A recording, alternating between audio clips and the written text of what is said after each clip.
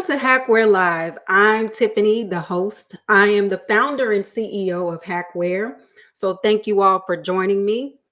A couple housekeeping items. Today we will be picking our most valuable participant, our MVP. So just like you saw with that intro video, we want you to like, we want you to comment. And if you want to, and we want to make this message bigger, go ahead and share with your network that you're attending this live stream. And at the end, we will be posting who was the MVP. So we want to hear your feedback. It's going to be an exciting conversation.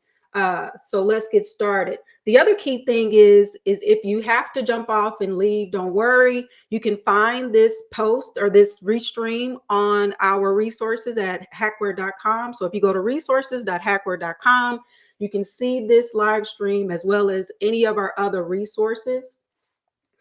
All right, so let's get this live stream going. Today, we're going to be talking about the good, the bad, and the ugly, and with specific reference to the new AI governance that was released, the new AI governance memo, and how it impacts cybersecurity and artificial intelligence. So we got an exciting conversation. We have it with one of the top thought leaders in cybersecurity, and he's an executive, and we're going to bring MK Palmore up in a second. But before that, if you're new to HacWare, what we're doing here at HacWare is a AI-powered cybersecurity awareness platform. We make it easy for you to train your employees on the evolving phishing threats, and we also take the guesswork out of compliance drivers in order to make sure that you're meeting the cybersecurity needs for your business.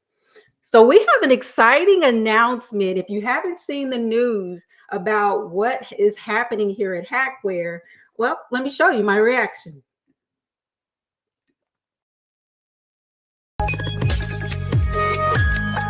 Well, we're really excited about what you're building, and we've actually already made our decision. What?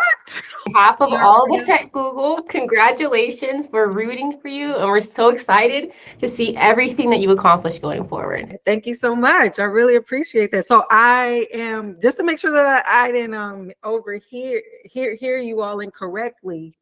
So you all said that we're going to be funded by you all? Yes. Oh, I love it. Yes, that's exciting. Let's go.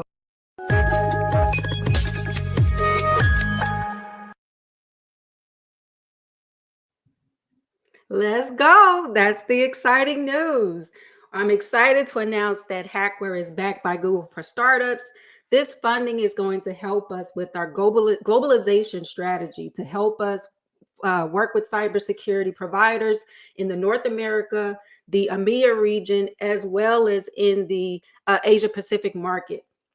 Our goal is to leverage AI to make sure we take the guesswork out of training your employees on the evolving threats. So we're excited about this announcement, and we're ready to go. So the key thing with us, it's all about how can we educate in all areas, and that's what we're doing here with this live stream.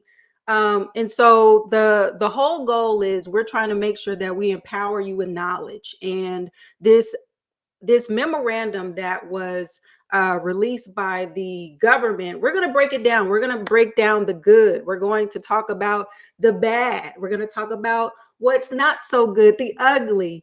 And while I was working on this, I really decided I wanted to leverage and work with the Google team on, who do they think we should, reach out to from their team who understands, AI and cybersecurity. And for us, we also wanted to make sure that we're building a better together story. And so Kai from Google introduced me to MK. My goal was really to just understand, is there anything that we can learn our customers? We have customers that are heavy Google users. Is there anything that we can learn from him and his team to help us have that better together story? He gave some great insights on some things that we could do.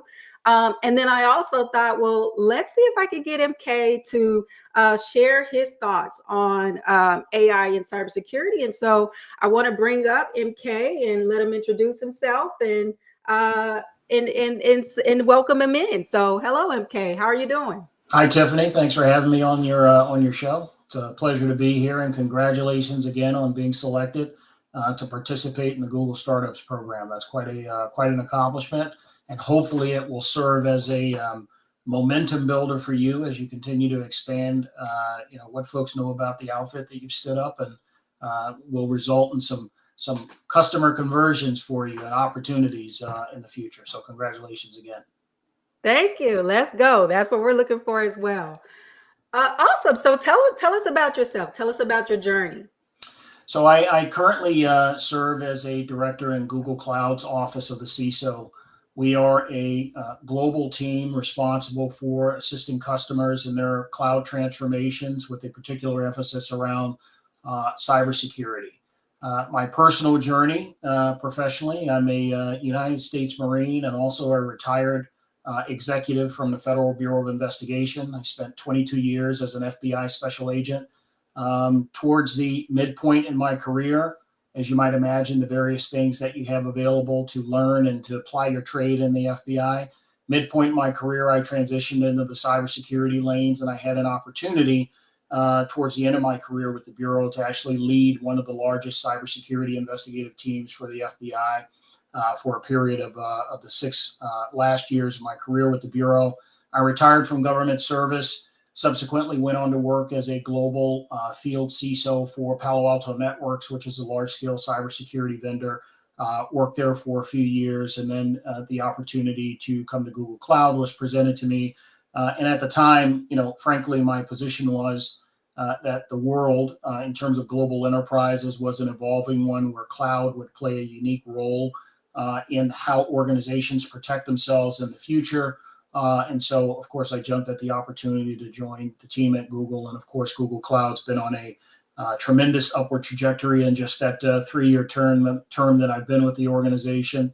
And so here we find ourselves at the center point of nearly every technological transformation, but certainly the AI space is space where Google Cloud has made a significant investment. And so our understanding, I think, of how it's going to impact the industry and how organizations might best leverage this technology is a fairly unique one, as we did much of the pioneering work in the AI space. And so I'm looking forward to this conversation today. Obviously, when you combine my more than 32 years of government experience and my experience in the private sector, I think that, among some of the other folks that are out there on the landscape, I might offer some unique perspectives. So looking forward to the conversation. And again, thanks for having me on your show. Absolutely. That is, an amazing career. And again, thank you so much for your service. It's truly a pleasure to have you on this show. As we were working on this stream, you brought up a good point about the title, the good, the bad, and the ugly. And audience, as I mentioned before, we're trying to pick our MVP. And so I have a fun question. Where do you think the phrase, the theme, the good, the bad, and ugly came from? Tell me where you think it originally came from. I'll tell you what I told MK. I told him, I really don't know where it came from, but it's just the way that I see things. Like, I'm always dissecting and trying to think about, okay, what's the good element of this? What's bad? What is the ugly element that's going to blow everything up? So I did some research and I found out where it was. MK told me. So I want to hear from the audience. Tell me a little bit about, where do you think it came from? And not to tip the scales a little bit, but I'm a child born in the 1960s, and so you have to imagine that the things, in terms of things, that the infusion of cultural specific comments, phrases, and things like that might emanate from that time frame. Awesome. So it looks like everyone is like me, where we can't quite pinpoint exactly where. Tell me what you said, and I can go in a little deeper. Yeah, you bet. So I don't know.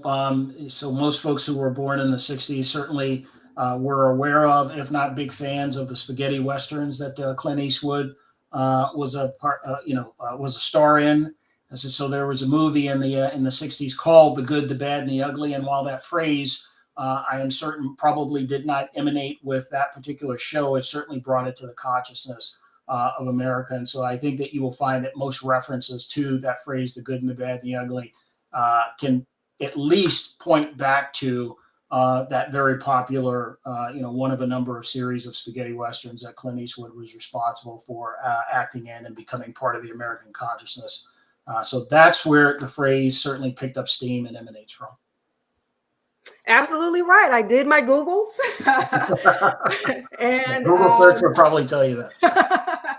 And MK is exactly right. It came from a 1966 movie that came out, and this was found on Wikipedia. So it came from a 1966 movie called The Good, the Bad, and the Ugly, and it starred Ken Eastwood. So we learned something new today. All right. So what we're going to be really diving into today, I always am trying to think about tactical conversations we can have where we can think about this topic and how it could apply to our business. And a hot topic that we're having is AI and how can we, find use cases for it. And I really wanted to look at it from the perspective of policies and how is our government looking at it and the flow down implications it can have on businesses. And so today we're going to be talking about the good, the bad, and the ugly of this AI memorandum that came out in March of this year. And how we're going to position this conversation is we're going to just highlight and first talk about the positive elements of it. We're going to just focus on the good elements of this and really try to think about how is this applicable to the businesses that want to leverage AI, but also how do we make sure that we're not exposing ourselves to a cybersecurity risk. And the key thing with artificial intelligence, it's a powerful technology. And when we launched HacWare AI, when we leveraged AI in our HacWare platform, many companies were a little bit scared of artificial intelligence. So I'm really excited. I'm on the positive side of why we need AI and always pushing for it. But we really need to look at how we can manage the risks, but also find great use cases for it. So the good elements I want to highlight today in this memorandum is it talks about strengthening governance, AI governance. And so the areas that I really want to focus on, this is a 20+ page document, and we really took the time to try to bring out and highlight the elements that I think are worthy of our attention. And so AI governance, the question that I want to kind of pose is around how can AI governance improve positive innovation or improve the services that we provide. And I want to just focus on the page 4 of this document, where we are page 6 of this document, where they're kind of highlighting and mentioning what the government is specifying as far as what's needed to properly use AI from a governance standpoint. And the key thing that they're highlighting is having a chief AI officer. And so, MK, my question to you is around what are your thoughts about, organizations looking to include a chief AI officer? And also, how do you think that is going to improve the innovation of the organization and potentially manage risk? I know that's a lot that I'm asking, but tell me your thoughts about that. Yeah, so let's pull back just a tad and note one, since we're talking about this pillar of the good, I think it's always important to recognize that, when the government takes a stand and offers guidance, not only to its own governmental departments and organizations, that is a good thing. I do believe, as do most technologists at the moment, that we're in the midst of a transformational period. I am bullish, as we've talked offline, about the potential impact both good and or bad, of AI and cybersecurity, and believe that the thing that is preventing organizations from aggressively adopting AI all revolves around the idea of how to implement governance and procedures that will allow them to adopt these technologies safely and securely. Google as an organization has done some innovative work here.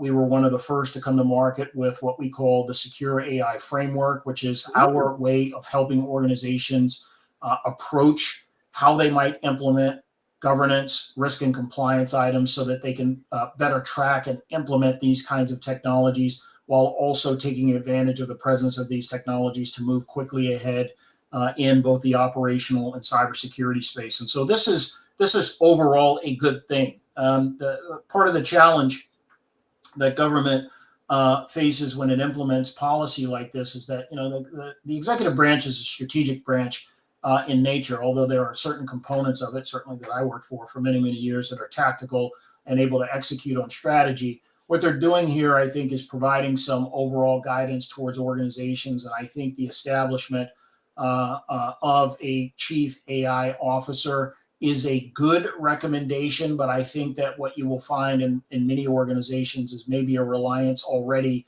on the position of chief risk officer in large-scale enterprises, because the responsibilities of a chief AI officer may also be a subset and or included with the responsibilities of a chief risk officer's component. So not surprised to see this particular call out, but at the same time, I think that some organizations will it will either choose to bifurcate the responsibilities and or roll them up to what is already considered global enterprise risk to any particular enterprise, and maybe land on the CRO or others within that apparatus governing the responsibilities to guide and govern AI implementation. So good, but we should expect to see some tweaking here from one organization to the next. I totally agree. As I was reading this memo, that is exactly where my thoughts went to. I thought it was a great strategic idea of having this chief AI officer, and it spells out the roles and responsibilities of what this individual would be doing. And my mind kept going to the cybersecurity standpoint, where it sounded like from this memo that there was a lot of there could be overlap between because there's this on page 7, it talks about they're going to be managing the risk of artificial intelligence. And it sounds like, from what I would believe, this would be something that CISO's office would be looking at, a chief data officer would be also evaluating. And so I did see that this role is necessary, but as I was trying to think from a technical standpoint, I was thinking either this individual is going to have a background in both, like they're going to have to understand how to build an AI model, just how to build a AI forward organization, but also they have to understand risk. And my initial concerns was, I was thinking about, when I was reading this, that it also talks about how the chief AI officer needs the power to be able to remove barriers to promote innovation. And that could be a good thing from an AI perspective. But I was also thinking about, there could be, realistically, I think that there's some challenges there.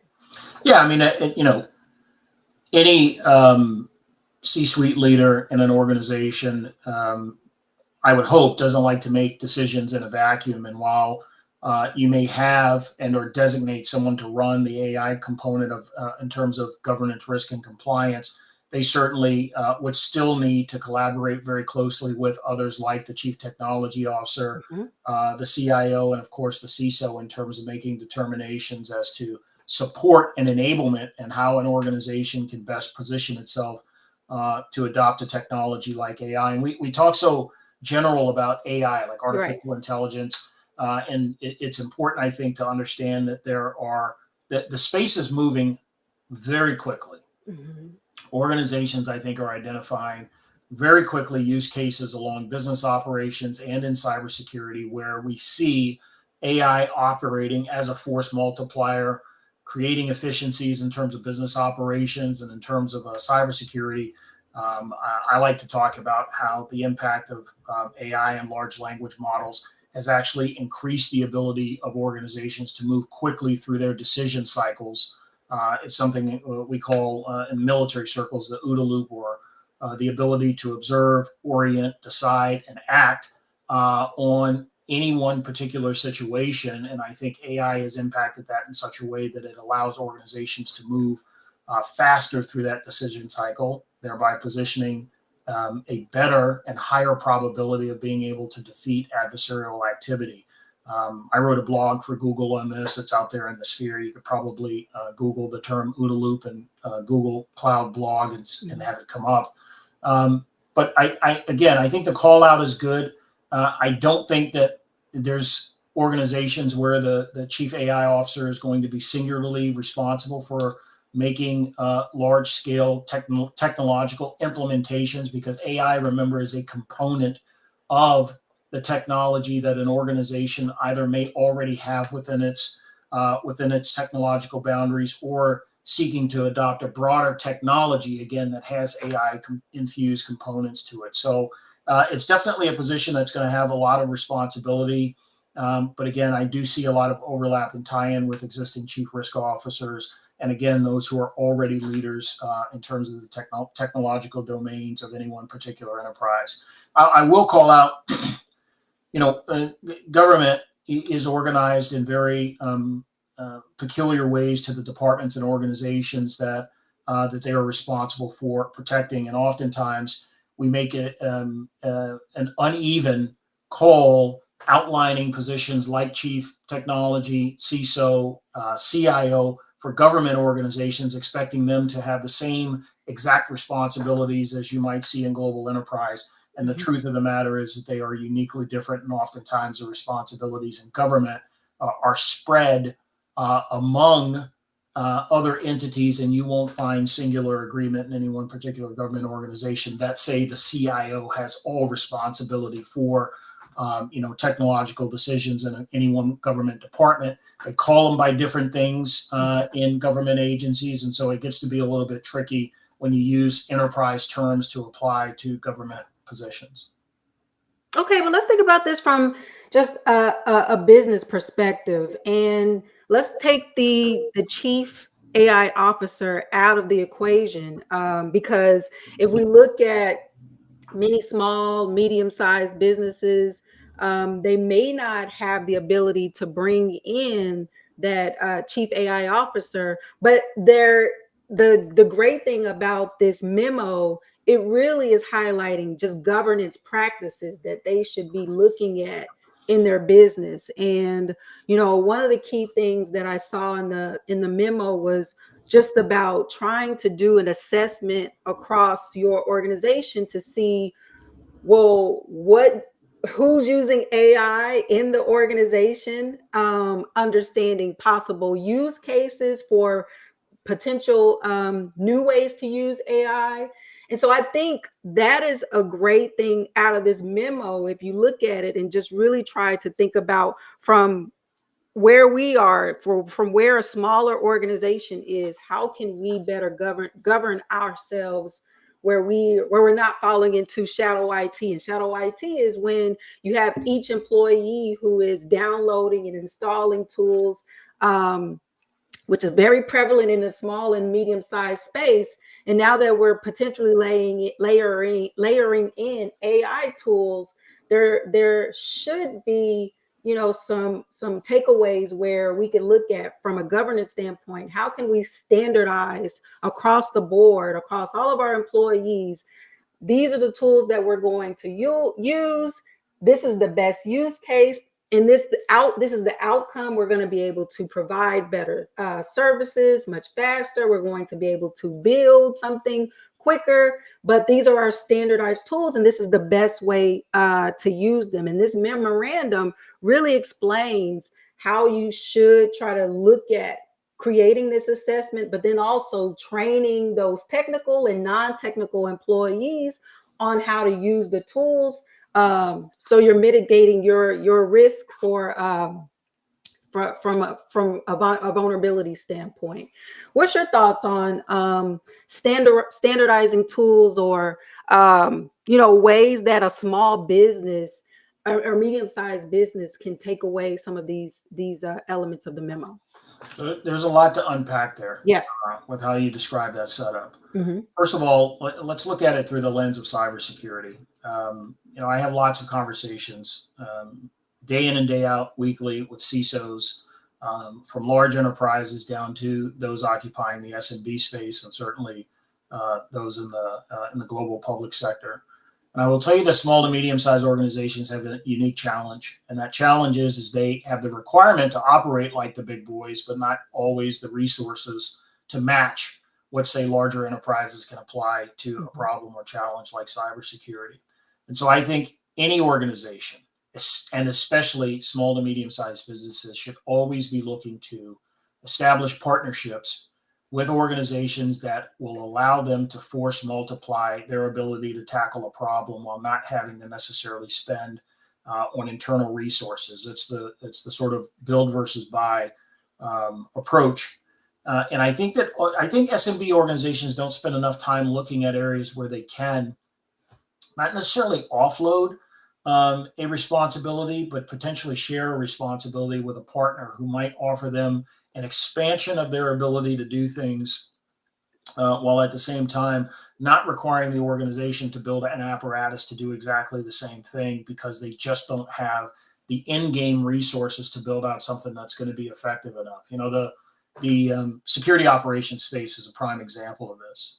Small organizations I see from time to time grappling with, hey, well, we're trying to build a functioning SecOps operation, and I get a budget to hire 2 people.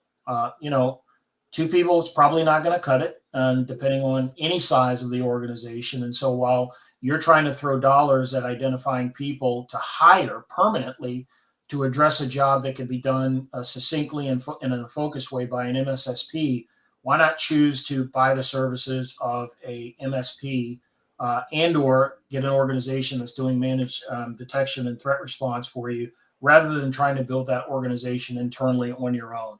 And I think the same thing will apply for areas like the risk associated with AI adoption. And I think that what we'll see, and in fact, I've already seen just this week an article, I have to admit I didn't dig into it and read it, but the title of it was that, the biggest benefactors of the AI boom seems to be the advisory and security services realm at the moment, because organizations want advice on how best to tackle this issue. And those folks are seeing a boom because people want professional advisory scoped advice on how best to approach this. And one of the answers at the end of the day, obviously, is going to be, or I hope it will be, to leverage partnerships to the degree that you can and look to extend your capabilities and outcomes through partnerships rather than trying to build all of these things internally yourself. And so you hit the nail on the head. Not every organization, especially small to medium-sized businesses, will look to hire on a chief AI officer or even build out a risk apparatus. They have to rely on what limited resources they may already have within the context of how they organize their business. And again, better leverage partnerships. And here's where you need to be diligent. Look for partnerships that are going to bring the kind of expertise that you need. Not everybody automatically is a AI implementation expert. So just be careful in terms of the organizations that you choose to partner with in terms of what that looks like. But definitely seek help if you feel like the onus of building the resource internally is just not something the organization is capable of doing. And while you may be able to devote dollars initially to it, be thinking 3-5 years down the line, is that something that you're going to be able to commit to enabling and sustaining Or is this just a one-time shot where you hope to drop in the dollars and resources necessary to build it without any idea that an organization like that is likely going to grow in both responsibility and its capabilities over any one particular period of time? And so you're going to need to continually fund that, and that should be a consideration as well.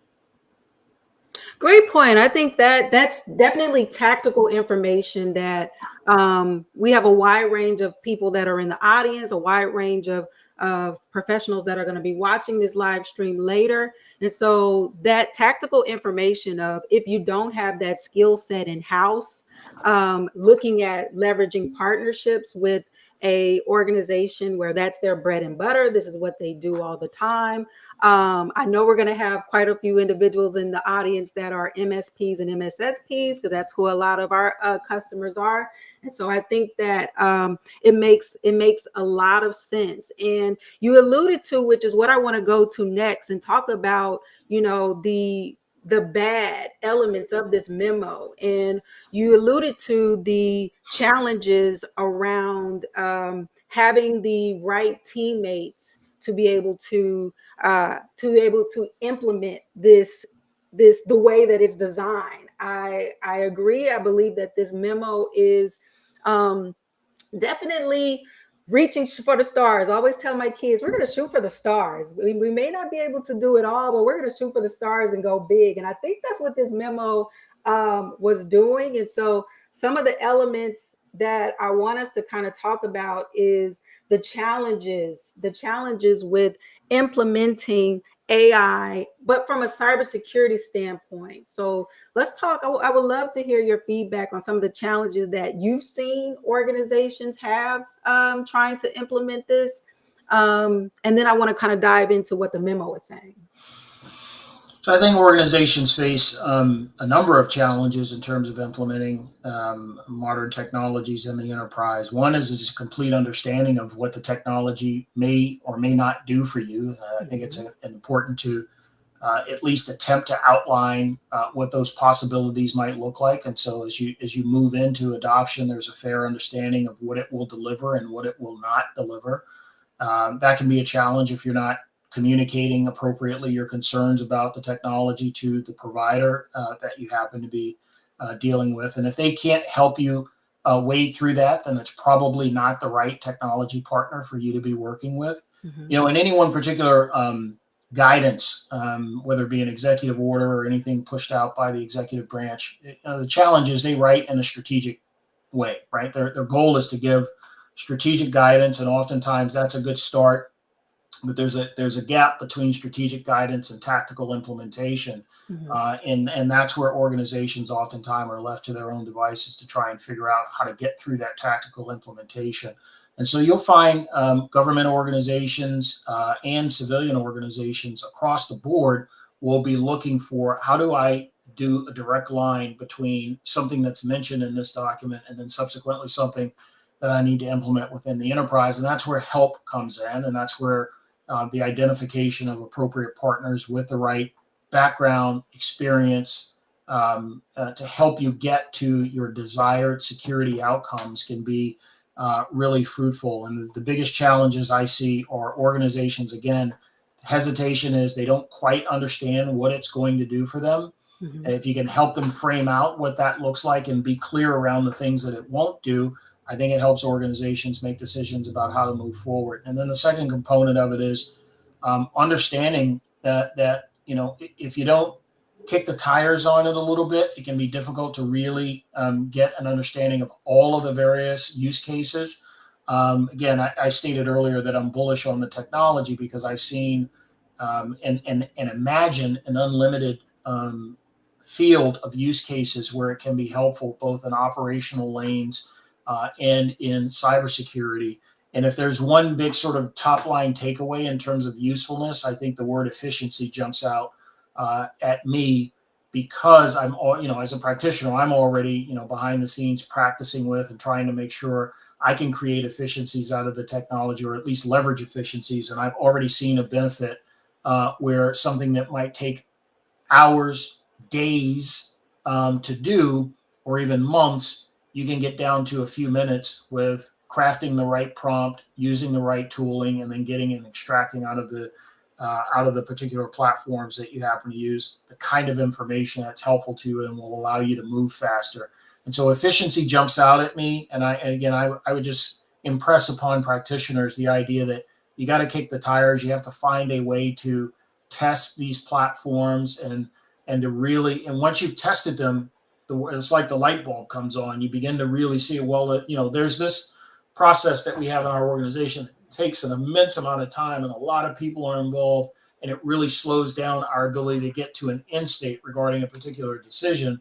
And I've seen instances already where the implementation of large language models cuts that down to a matter of seconds once you've uploaded the right resourcing, right information to allow the model the opportunity to provide sentiment and other analysis for you. I've already seen where that cuts down the decision time down to a few minutes, and allows you again to move a whole lot faster. So organizations clearly have they got a big remit. The ones I've seen move the fastest are the ones that are kicking the tires on this. And I hate to keep reusing that phrase, but testing out what it really means and what it can do for you. Those are the ones that I see that are benefiting very quickly from this. Absolutely. No, I think testing it out at this time is really important for organizations to be looking for use cases to test it out, to look for ways that they could optimize their time. But the element that I want to bring to the memo, that if there was, from a government agency standpoint, but also from a business standpoint, there's a lot of hidden costs that many don't think about when they're thinking about artificial intelligence. And in this memo on page 4, one of the risky elements, the bad elements that I wanted to sort of highlight in this conversation is it says that the head of each agency, so we're just going to say these organizations, they must consider the financial, the human, the information, the infrastructure resources necessary to implement this, prioritizing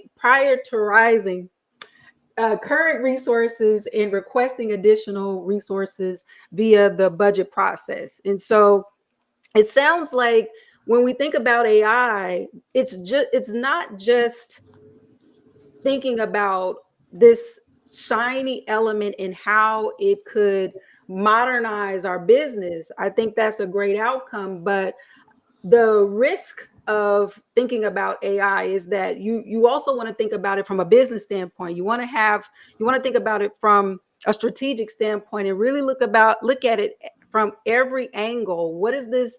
If we implement this and we move in this direction, we're starting to kick the tires on the tech, but let's think about how it's going to impact our team. Do we have the team members in-house who have the skill set to run this technology? Are we going to have to hire them? If we need to hire them, are they available? Can we afford these types of key team members?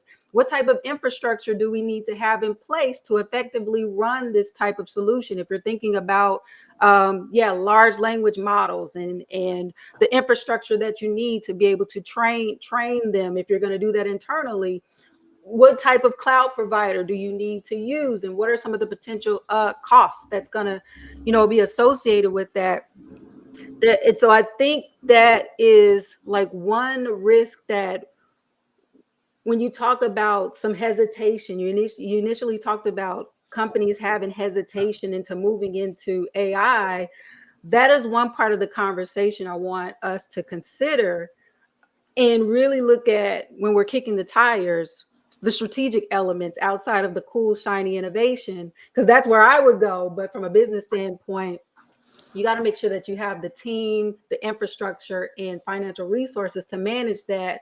Tell me your thoughts on that part of the memorandum. Yeah, so you bring up some good points, I think, for the idea of hidden cost associated with technology adoption. The challenge with artificial intelligence is that cost is only one variable of a very long equation that hopefully results in an organization achieving its desired outcome, right? Which is on the other side of the equation. Cost can be a factor and certainly should be evaluated, but without examining the other variables and whether or not they're actually positive or negative, and whether or not they actually increase an ability of an organization to to move faster. I think we're, as we are apt to do as a society, concentrating on something that we consider to be particularly challenging, which is always cost, right? Organizations want to do more with less. They want to spend less money and achieve higher results, which can be achievable as long as, again, you're looking at the equation in its full context.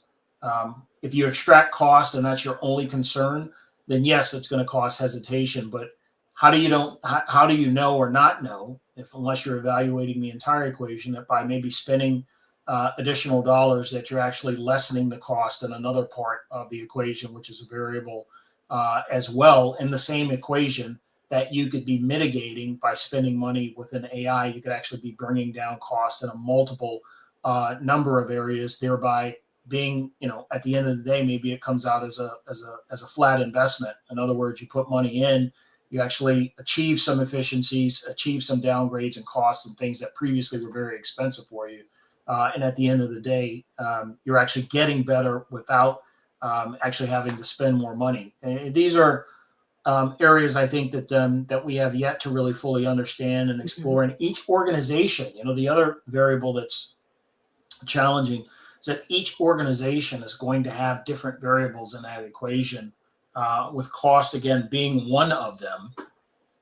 You're going to have different variables and different outcomes based upon how effective your use of the technology is and where exactly you choose to implement it. It's interesting.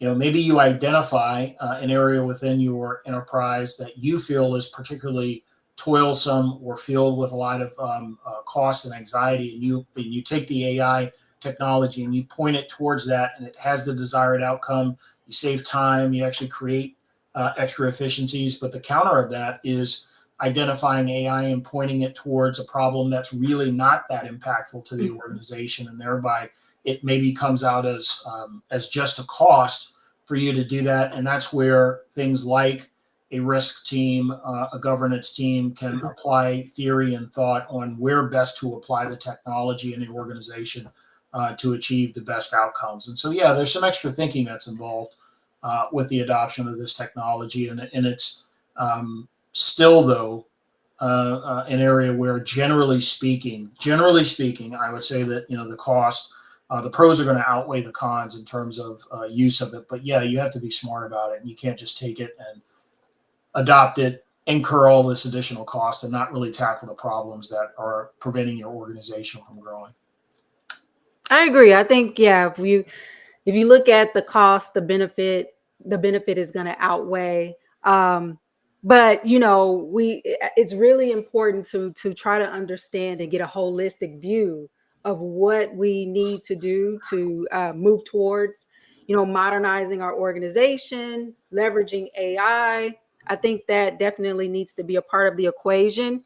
Let's talk about the ugly elements of this memo, but specifically, really what I want to talk about are the potential risk of AI misuse and abuse. We can apply it to how it could happen within the federal government, but also potentially the broader business community.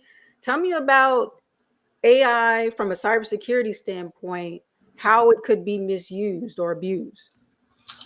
Well, I mean, some obvious examples come to mind. If organizations don't take the time to build out the proper construct to allow their teams to, again, kick the tires on the technology with a partner who provides an architectural approach that protects their data and information, there's always a chance that an organization will, one, not be fully equipped to protect themselves as they explore the use of the technology. And I think we've already seen some examples globally of organizations finding that there's been collection of data or a misuse of data within their enterprise as they explore the models. And so I think creating that formal agreement, as opposed to just allowing your teams to just sort of go out and explore with company or enterprise data, like that should be, a non-starter right off the top.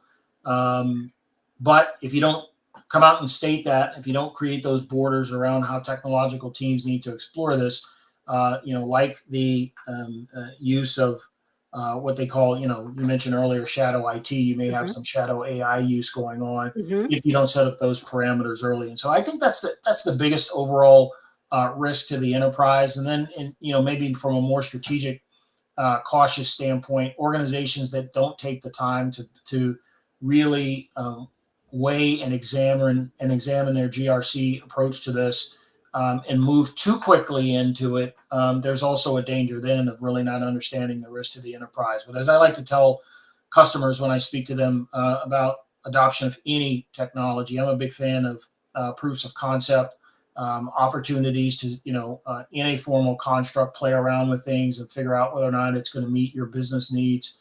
That's the way to go with this technology. So create the formal agreements, explore use of the technology, because that's where you're going to find and be able to explore the best use cases for you. And so, making agreements with organizations that know what they're doing in this space and have proven over time that security is imperative to them will typically yield the kind of results that are productive to an organization as opposed to being detrimental. Absolutely. No, I totally agree. And the key thing that I really think we should be looking at is, for us, what we try to do is think about from a generative AI standpoint. A lot of people are using Chat GPT, really looking at where is my data going and what am I putting into this resource, as well as, there's various other generative AI solutions out there. But we have written an article on how you can turn off some of those sharing capabilities, where if you are putting the data in, you're not inadvertently putting your data into that model where it could potentially show up in someone else's results. And so I think just really trying to understand how these tools work, and how you can use them in a secure fashion is key. The thing that I want to talk about on the misuse side of this memo is on page 13. It talks about the unintended disclosure of data and from the AI models. And as I mentioned before, using Chat GPT, putting in your data, you want to make sure that you've turned on the security elements where you're not inadvertently sharing that information. But government agencies, from a transparency standpoint, have been directed to share their models and making sure that they're open, so they can have this transparent practice. But the concern that I see, and also the government is pointing out, is that you could potentially inadvertently share, your weights and just the details of the models. You may forget that this information is in there because you're trying to abide by this policy and share that information. And when I think about from a open source standpoint of, we're trying to be great engineer community members, and so we learn something new or we build something new and we want to share it. But I want to talk more about the implications of potentially oversharing and how that could get you into trouble where you've shared the wrong things out there. Yeah, so I think we touched on that, or at least I did in response to an earlier question a little bit. Let me back up a little bit and advise the community that's listening to this. So the approach that Google Cloud has taken in particular is unique to this, because we understood that this could be a challenge for enterprises adopting this technology. From an architectural standpoint, to really, really oversimplify it, we have put protections in place in our modeling where we provide models, like we call it a model garden, where an organization can choose the model that they want to begin building with. Once they've selected that model and begin using it to put their own data into it and to train and tool the model, Google no longer has access to that model. And that model becomes the model for that global enterprise. And so it's sort of a one-way injection of the model itself. But once the organization begins to massage the model and perfect it with its own data, there's not a two-way approach to it. We don't then use the information that they've put into the model to continually train our models, because that kind of two-way adoption is exactly what causes the challenge that you're seeing. So we as an organization have taken a particular approach, noting that that could be a challenge to prevent that from happening. Again, I will ask the audience that as you listen to this, if you're a practitioner, if you're a stakeholder, if you're someone in a position of key decision-making capability, those are the kinds of architectural questions that you need to be asking of the vendors and partners that you identify and choose for this, so that you understand that those protections are in place. And if they are not in place, as with all security concerns, then it's incumbent upon the security teams to identify a control that they can implement, or make decisions from a risk standpoint as to whether or not you want to move forward with a project and essentially accept the risk, or if you want to identify something that's going to help mitigate it in the long run. So all part of that long cycle that we've been sort of eating at the edges around in this entire conversation. But we at Google Cloud has taken particular steps to ensure that that's not a part of at least the basic architectural design. I can't speak to how other organizations have approached it. I think that is phenomenal. And to talk about that last point where you said you should be asking your vendors these questions. But I can also tell you from a vendor, we're getting those questions, and even when we're looking at integrating with other solutions, we're seeing on those vendor risk management questionnaires that they're asking about our AI use. They're asking about generative AI use within the organization. And so I believe that there's going to be more of that. And as the, audience thinks about their business and how they're going to start leveraging AI, again, that risk, that assessment of understanding what you have, how you're using it, could also play to the bigger conversation of the vendor risk management that you're having with other organizations that you're planning to do business with. There will be more conversations and more questionnaires about your use, how you're using AI, future use plans of AI. And I know the memo also mentioned that as well, where they have to be transparent. Each agency needs to specify on their website that they're using AI or future use plans, or if they're not using it at all. And so I see that flow down definitely going to happen in the business world, because we've already seen it. Awesome. Well, we are at time, but I wanted to leave a little time for questions from the audience. I see a bunch of congratulations to the HacWare team. We are really excited about that. Thank you so much for the questions. If you have anything, or the congratulations, if you have anything where you want to ask about AI, cybersecurity, how you could potentially start leveraging it, add that into the chat. And we're really excited, as I mentioned before, to be, backed by the Google for Startups organization. And yeah, we're ready to go. But MK, I really appreciate your time and your expertise. How can the audience, if they want to continue this conversation, connect with you? Sure. I mean, I'm a big proponent of and use LinkedIn pretty frequently, so that's probably the best way to connect with me. I certainly use that as my personal CRM tool for professional connections and relations. I'm on LinkedIn as MK Palmore, and be on the lookout for Google Cloud's comments and blogs in the space around artificial intelligence. It's an area where we did, again, much of the pioneering work in large language models, and our perspectives on how organizations can best utilize and adopt these technologies, I think, is a unique one and an important one to make sure that you understand how it's going to impact industry and what we're seeing across the landscape. So I would just encourage folks to be on the lookout for those blogs and commentary and thought leadership papers that we're putting out on this topic as well. Fantastic. And same here for HacWare. If you want to see our articles on AI security, how to best position your workforce to be able to use those tools more securely, you can go to resources.hacware.com to find those articles. You also can find the recording of this live stream there as well. We really appreciate your time today. MK, it's been a pleasure. And I hope everybody has a fantastic day. Thank you so much.